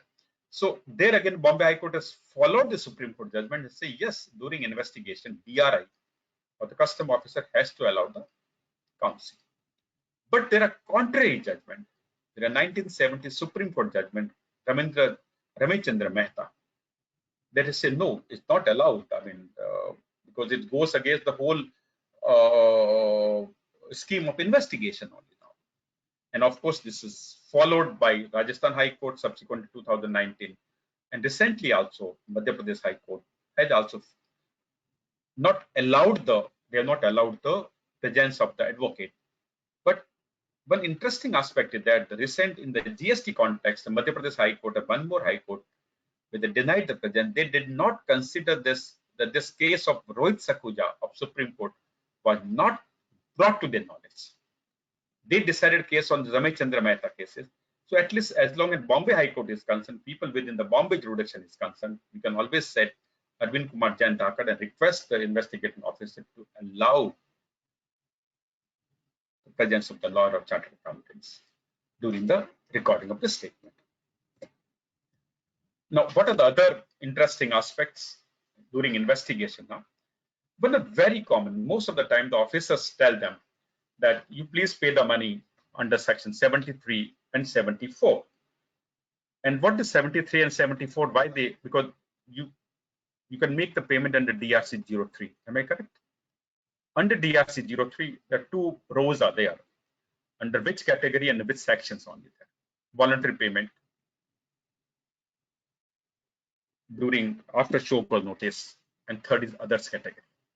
And once you go for the voluntary payment, it shows 73.4, I think, and 74.5, something 73.5 and 74.5 or something like this. But the consequences are very different. If you pay under 74, and where does 74 allows the payment? It says that before issue of show cause notice, or after issue of show cause notice, or even after issue of the order, you can make the payment voluntarily, tax payment, plus interest and the penalty. During investigation, the penalty is 15%. That's before issue of show cause notice. But meaning of that, what? You are paying voluntarily, accepting your mistake. That yes, I accept my mistake. I'm paying the tax. I'm paying the interest. I'm paying the 15% penalty. So it is a closure of my case. So you are making a request for closing of the proceedings, and therefore you are accepting your mistakes. So that's a very serious consequences.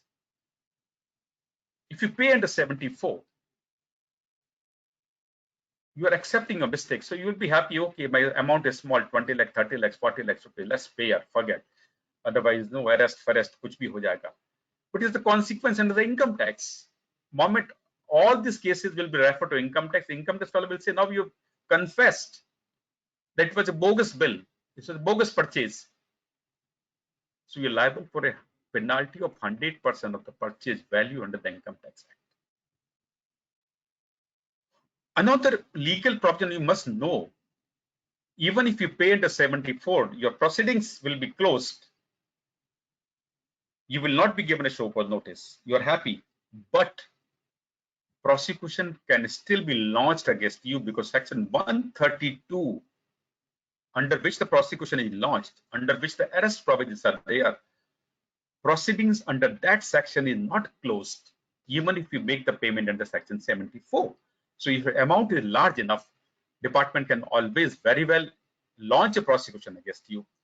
I would suggest in that case, all during investigation, you should pay under the others category, the last third category. If you make payment under, you can make payment of tax and interest, both, no problem. But you say, I'm paying under protest during investigation. That's all you write one, because there is a provision for writing in the DRC 03. Officer will insist, no, you pay under 74. Sir, I will not pay.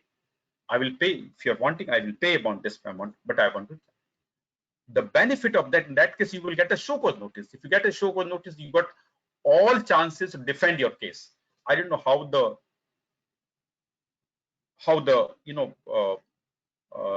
judiciary will take the view, how the tribunal will take the view after 5 years, 7 years. It's possible that they may take the view that if there is a bogus purchase and bogus sales, there is no loss to the government. Why the penalty should go? They can impose some nominal penalty also. Income tax also may get a benefit. I don't know how this thing will, fan out, how will open up after 5, 7 years. But if you're paid under other category, you got chance to defend your case even before the income tax. Yes, sir, I paid for the GST because some technical offenses. My documents were not proper, or goods, I did not receive the goods, but goods were directly given to my party. It does not mean it was a bogus purchase, sir. I have not accepted it. I paid the money. I'm challenging before the GST also there. So income tax people, you can get the benefit. You can always get the benefit, at least to save penalty in the income tax. At least to save, not allowing deduction in income tax. So please pay under other category.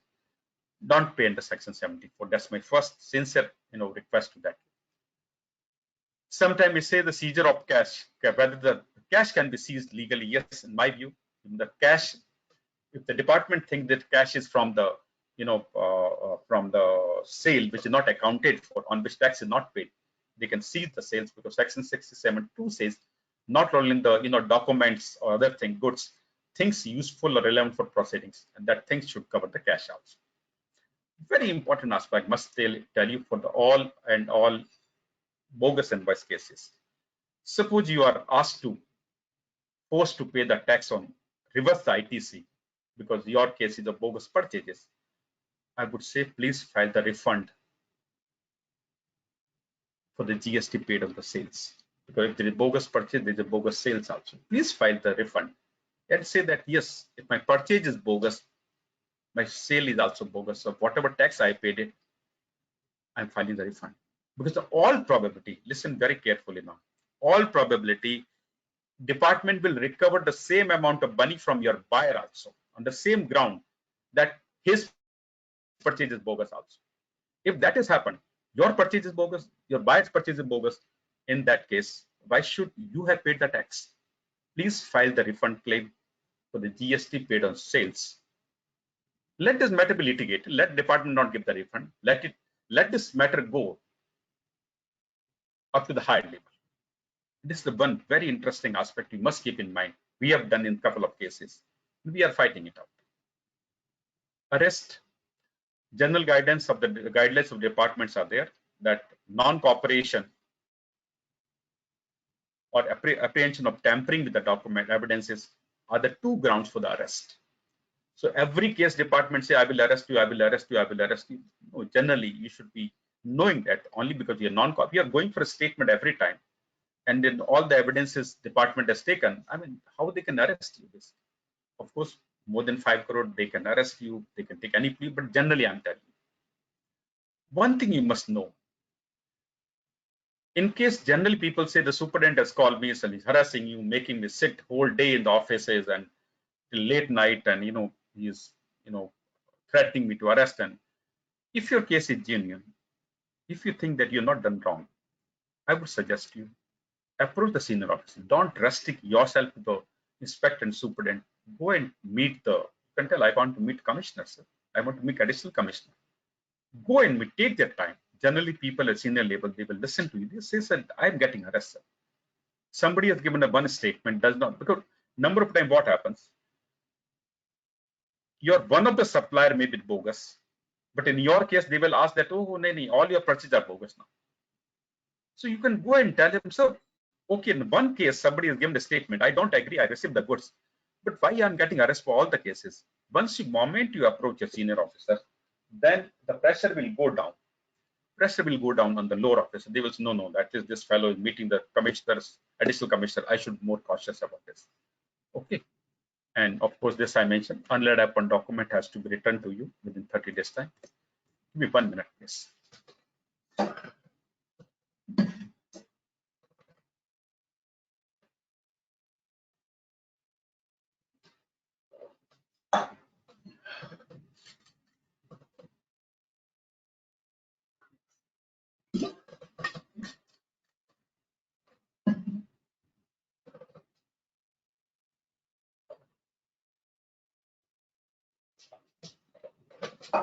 Now, some of the commonly asked, I think this last slide, that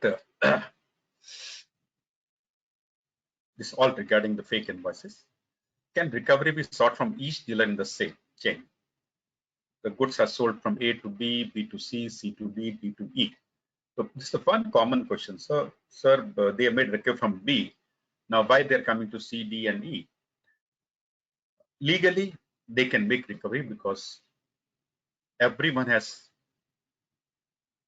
taken the input tax credit and they are challenging the input tax credit.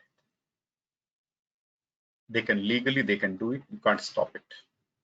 Even the Gujarat High Court has passed some remark, but that was in the context of recovery position was there only. Till the time some other court judgment comes, I can say till now, I mean, as on date, the action of department to recover from every person would not be illegal. What is the way out? Way out, as I told you, suppose you also made the payment, your customer has also made the payment to the department, please file the refund. That's the best thing you can. That's the way out. Okay. Now, number of time because of your income tax experience, people say, sir, I have a bogus purchase, but there is a corresponding bogus sale also. Why they're making recovery from me now? Now, this argument is coming because, as I told you, in income tax, a couple of tribunals, some of the high courts have held that if there is bogus purchase and sales both, then there is no loss to the government and take some, 3 to 5 or 7% of the bill value, add to the income, and nothing more to be done. But as I discussed earlier, there are contrary judgment to that also. And now even for the income tax, the new penal provision 271AA, this is very clear that if you made a bogus purchases, you are liable for penalty. All your earlier judgment was with regard to the computation of the income tax, whether the deduction to be allowed for purchase or not. Now the new provision for imposition of penalty, even if you say there was a bogus purchase or I have a corresponding bogus sales, so what? I'm imposing penalty. I'm not denying you the deduction. At least I'm putting you the 100% penalty. And penalty is for doing something wrong, something intentionally wrong. Somebody can challenge the 100% quantum is too high. It is a arbitrary, it's unreasonable. The provision of income tax can be challenged in the court, High Court or Supreme Court on this. This amount of 100% of the value of the invoice is really arbitrary. I mean, what word I can put it is completely, wrong. GST people are imposing penalty of 100% of tax, and income tax is put 100% of value. That provision can be challenged on the quantification. But you will say that because of early judgment, penalty will not be imposed. I think it will not be correct. I will not agree with that. So please be careful on this. So some people say, no, sir, income tax with the pehle judgment aa chuke hum to ye set ho jayega hamara jaake. No, it will not be. Penalty is different and the deduction from income is different. Manner of payment during investigation, I told you in earlier slide, DRC 03, please pay in the others category. Closure of proceedings under 74(8), but prosecution can still be launched. I told you this also, that prosecution is under 132 section, and there's a specifically bar in the section that closure of proceeding will not include the closure of proceedings, will not include the proceedings under section 132. So prosecution can be launched even if you pay under 74(8). Payment of tax, interest and penalty under 74(8) by the main person shall also conclude proceedings against other person. Now this is going to be a very interesting aspect. Other persons, suppose there is a one show cause notice against, suppose the transaction like A to B, B to C, C to D, D to E. Now there can be two ways. Department can issue show cause notice to A separately, B separately, C separately, D separately, and E separately. Alternatively, department issue the common show cause notice. In the same show cause notice, they can allege against A, B, C, D, and E all separately. The question here is that suppose out of A to E, one person has paid the tax. Question is that whether the proceedings against, suppose A has paid the tax, B, C, D, and E will be closed. That's very interesting aspect, I can tell you. If there is a common show cause notice, I will go with this interpretation. Yes, if the one person in the chain has paid, if there is a common show cause notice, if the proceedings against all other B, C, D, E will be closed. This is what the law says. This is my interpretation. Now, the question is that suppose they issue different show cause notices to every party. Here my next point comes, strategy during adjudication.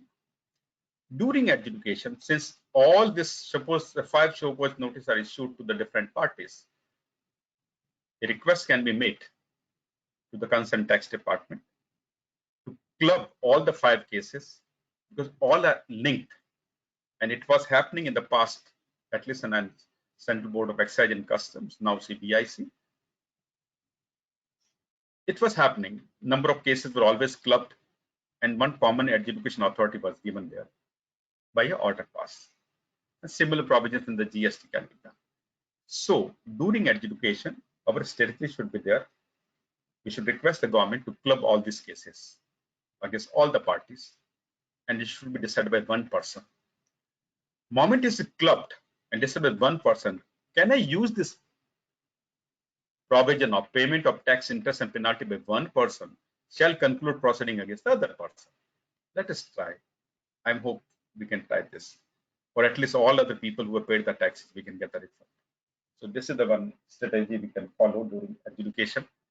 Let us see how the things fan out in the future, and be careful. I think this is one of the very big area where a lot of investigation taking place. We have got a lot of clients on this, but really, sometimes we really wonder, this type of client. Oh, you, आप इतने बड़े client, आप इतने बड़े, you have such big reputation, but it's happening now.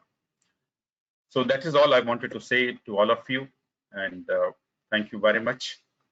Feel free to contact me, call me if you want any assistance anytime. Not as a client, I mean, as a chartered accountant friend also, no problem. So now I think we can take up the question answer. So Vimal and who else is there? Mishra ji, can you please आप questions screen पे please भेज करिए ना. Okay, let me see question. So it will come on the screen, and I hope everyone has really got a very good value addition, because Sushil ji has actually taken us through the practical case studies and how and why this type of fake invoices and such transactions are happening, and what precautions should be taken as a chartered accountant while dealing with the clients having such fake invoices and such transactions. So in depth, sir has covered practically along with various FAQs also. So we will have some questions. So we have told of us to put on the screen. Sushil ji, really it was a great interaction with you today on I Sunday didn't morning. you were there all along. I'm really surprised. I'm really Yeah. So we also come to know this. I know. Okay, the first question is just because any invoice is partly paid by the buyer and not fully paid off, can it become the fake invoice? Can the recipient buyer be able to claim the proportionate input credit to the extent of the amount paid? For example, invoice is 1 lakh rupees. Yeah, I think this question I will repeat for the benefit of others. Suppose a person has purchased a goods worth 1 lakh rupees along with 18,000 GST, and he has made a part payment. Suppose he has made a payment for 75% amount only, 75,000 plus whatever the amount is there only. So can the department treat it as a fake invoice? And secondly, can the recipient take the credit of the part credit? I think first answer to first question is that simply because you have not made the payment, even if suppose you have not made any payment, forget about the part payment, that cannot become the basis for a treating it a fake invoice. That cannot become basis because you received the goods. You may not have paid the amount. For that, there is a separate provision that the payment has to be made within a 6-month period from the date of invoice. And if you don't make the payment within a 6-month period, you as a buyer is supposed to reverse the credit. And whenever in future you make the payment, you take the credit again. It's a very simple and logical law. So in your case, since you made the part payment and up to 6-month period, up to within 6-month period, if you have made the part payment, you please reverse the credit for the proportional amount which you have not paid. It say 25% in this case, you have not made the payment. So after 6 months, please reverse the credit equivalent to 25% of 18,000. That will be whatever your 4,500 plus interest you have to pay it. So that's I think that should be clear on. But they can't treat it as a bogus invoice based on simply because you are not not made the payment. Second is in the above example, in place of goods, if the services were provided and partly paid the recipient, what will be the position? Please guide us. Same position, no? I mean, if you partly paid, you take and the 6-month period is over, then you please reverse the balance credit for the part amount you have not paid it out. That's the only way. And whenever you make the balance, suppose you make the balance payment after 8 months, you can take back that credit whenever you make the balance payment also. Why GSTR 1 and 3B are made different returns? If that ITC was allowed to be entered in GSTR 1, question of mismatch and non-filing of GSTR 3B fake invoice would not have arisen at all. Since tax would have been paid with GSTR 1 itself, this is a faulty implementation of GST. No, the purpose is very different. I mean, I'll tell you, we when it were drafted, I was also there, GSTR1 period. So GSTR1 is basically to capture the sales invoices. That's the whole purpose. Sales invoices along with debit and credit tools. So if and based upon the GSTR1, the credit is available to the buyer, because that GSTR1 will ultimately become your GSTR2A nowadays, and of course now 2B is also come there. GSTR2B is also come there. So purpose was very different. So you cannot make GSTR1 into the one compact return. So return becomes so complex. You enter. Suppose you made a invoice. You mail invoice of suppose 200 sales invoice. You make entry of all the 200 sales invoice. Then you purchase suppose from so many people. You make entry for that. I mean, this becomes very complex. Therefore, the GSTR1 and GSTR3B, of course, earlier it was GSTR3 only, now GSTR3B. But if you look at the new written format, which is supposed to come, of course, government has postponed it or cancelled it. There, the credit will be available only on the matching only. So that new system, whenever it will come, this will take care, to some extent, it will take care of your what suggestion, what you are making it. Otherwise, I think GSTR1 and GSTR3B making separately, it makes sense. I mean, you can't make such a complex system out there. Next is that as of today, new problem has arisen. GSTR1 does not accept B2B transaction where registration is cancelled, suo moto. The number may get activated subsequently. What to do? In such cases, portal should not give credit up to a TB till the number is not activated. How a dealer can again enter the invoices from B to C to B to B. Technology is to be used for benefit of community. Okay.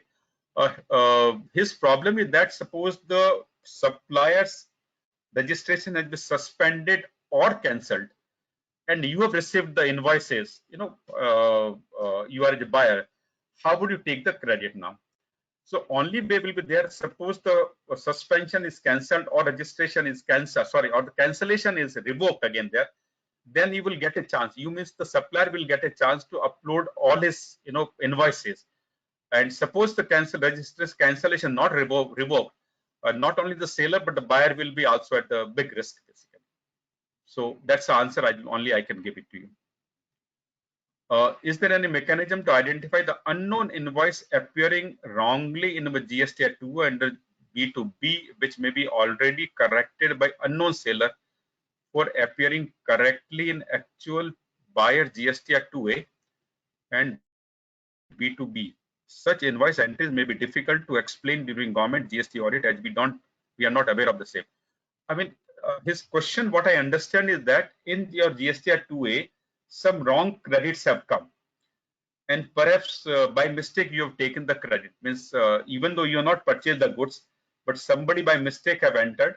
So you have taken the credit, and thereafter the government, somebody alleges that you have taken the wrong credit. So what you should do it? I think that's a question.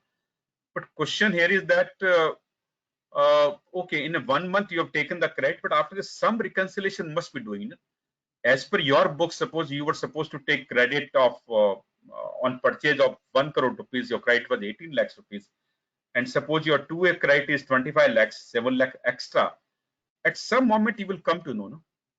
Ultimately, some moment, some reconciliation for the purchase value as per your books and purchase value as per GSTR 2A and your credit as per GSTR 2A and as per your report. I think somewhere you will do the matching, no?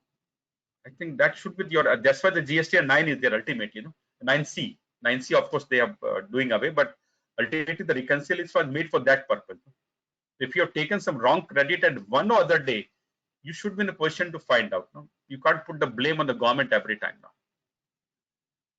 Whether ITC can be denied in cases where a person is availing a valid tax invoice in his hand, but GST is not been deposited by the seller. Currently, invoice is being taken once a invoice is appearing in GSTR 2A or 2B. I think the whole discussion, today discussion at this point only, that what department is saying that the supplier has filed GSTR 1 and therefore it has come in your GSTR 2A and your GSTR 2B. But your supplier has not filed a GSTR 3B. and therefore he has not paid the tax, and therefore you should not be in a position to take the credit. So now the two situations are there. One situation, your purchase is genuine. You are a really genuine purchaser, and the supplier for some reason has not filed the GSTR1. In that case, government is given you option. You know that option, if you remember it, that up to 5% of the tax paid, you can take the credit. That provision is there. 5% of total credit available. Suppose in a month you have taken the credit of 1 lakh where their matching is there, where the supplier has filed GSTR1 and they filed GSTR3B. But there are 5 invoices on which your supplier has not filed the GSTR1, or sorry, they have not filed GSTR3B, for example, on that, or GSTR1, they have not filed it. So out of 1 lakh, the 5% become 5,000 rupees. Up to 5,000, you can take the ITC for that unmatched invoices now.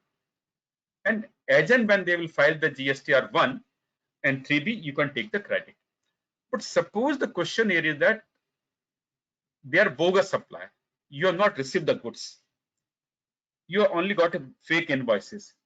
In that case, suppose you want to take a plea that no, sir, I got the invoice, I made the payments, I should be allowed the credit simply because you have not filed GST 3B. That would be wrong. But if your purchase is really genuine and it is a mistake on the part of the supplier, that's why I quoted that Supreme Court judgment on Quest of Delhi High Court judgment in the case of VAT, and went to Supreme Court. Supreme Court upheld it. That provision is ultra vires of the Constitution, against the Article 14 of the Constitution. Similar provision was there in the VAT law, as I discussed in that particular slide, in Delhi High Court now.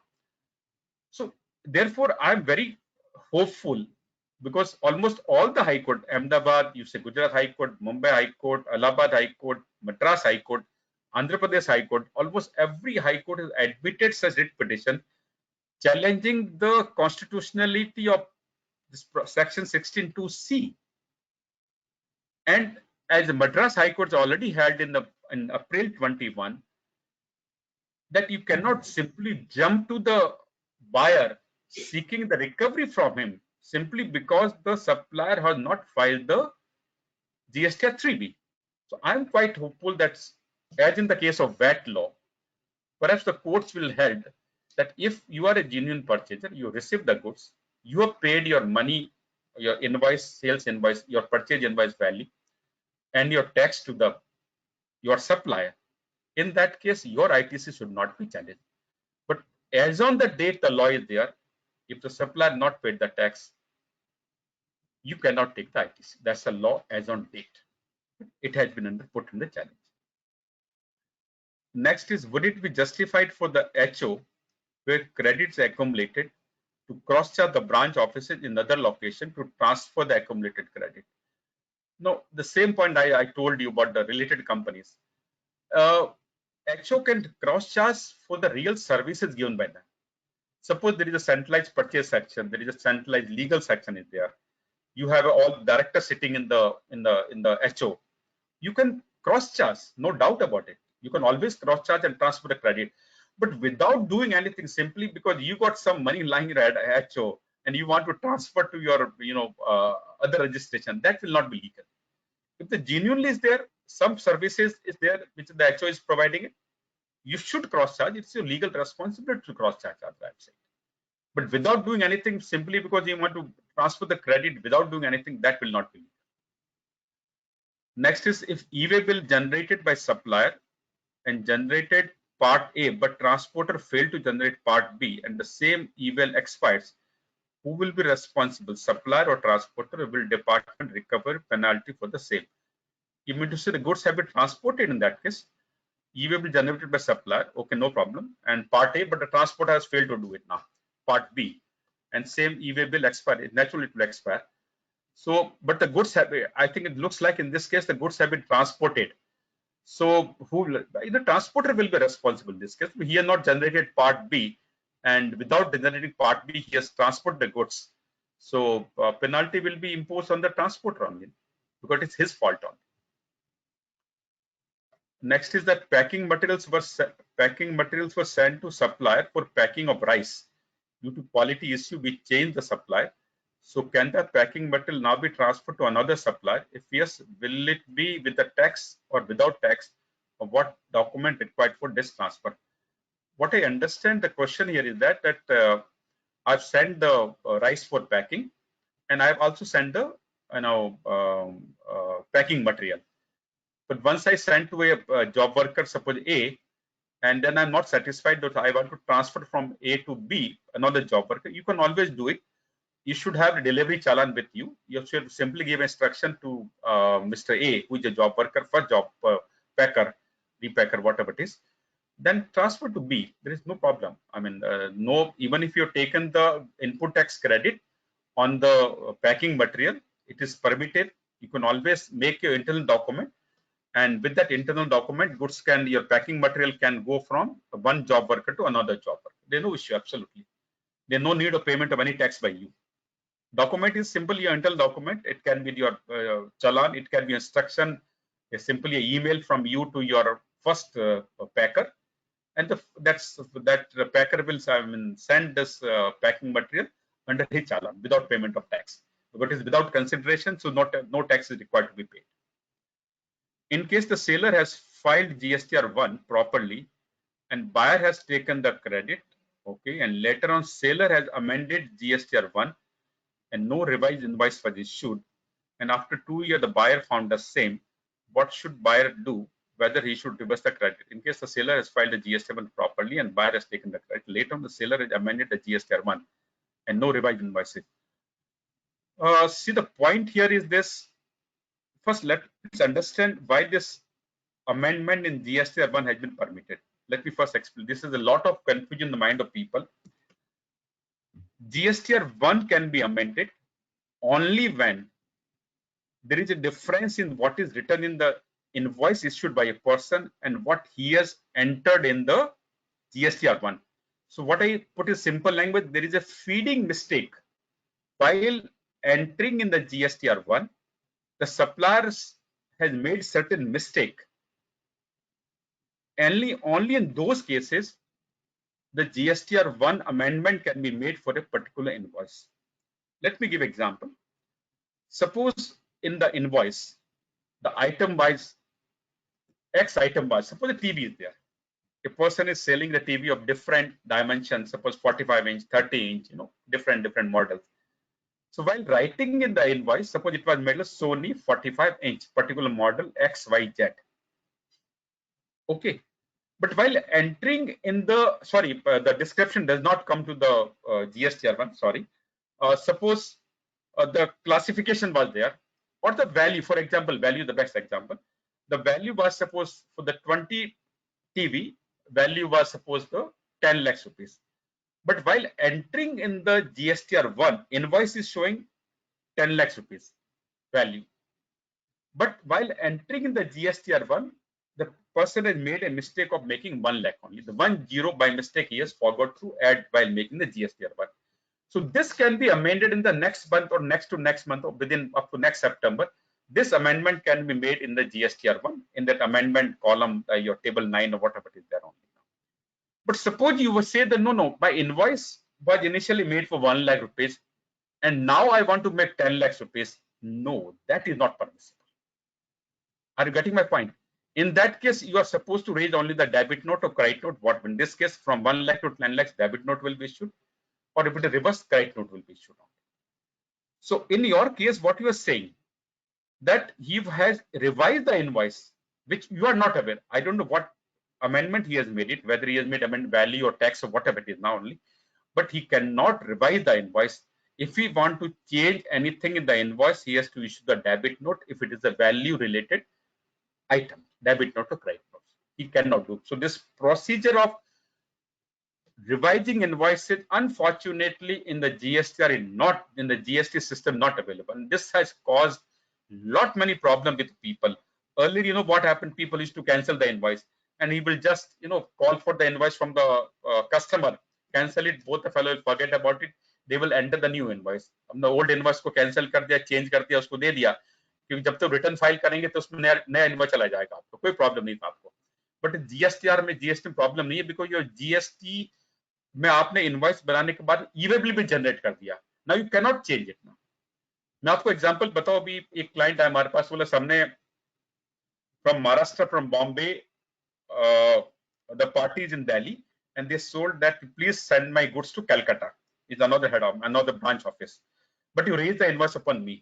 ठीक है, Bombay party raise the invoice upon the Delhi customer and ship to the bill to Delhi, ship to Calcutta. Very simple thing, common है। बाद में वो Delhi party नहीं, साहब इसमें तो आप ऐसा कीजिए, हमारा इनवॉइस ही हमारे को कलकत्ता पे चाहिए, हमारे को बचा करके आप इनवॉइस चेंज कर लीजिएगा। No, it's not possible. No change, exact same item, same tax, IGST, because Delhi जाएगा या कलकत्ता जाएगा, आईजीएसटी भरना पड़ेगा आपको, but you cannot change it. But unfortunately, there is no provision for cancellation of invoice in the GST law. We have to come out with some other method in this case. वो एक अलग बात है। But आपके वाले इस case के अंदर अगर आपके सप्लायर ने if you revise the invoice, he has done wrong thing. So उसके लिए you can't be penalized for that. Okay. So that's the question. And if somebody is not satisfied with the answer, I mean, we can open the for oral discussion if it is permitted by your system. I don't know. Otherwise, I think that is all I have to say.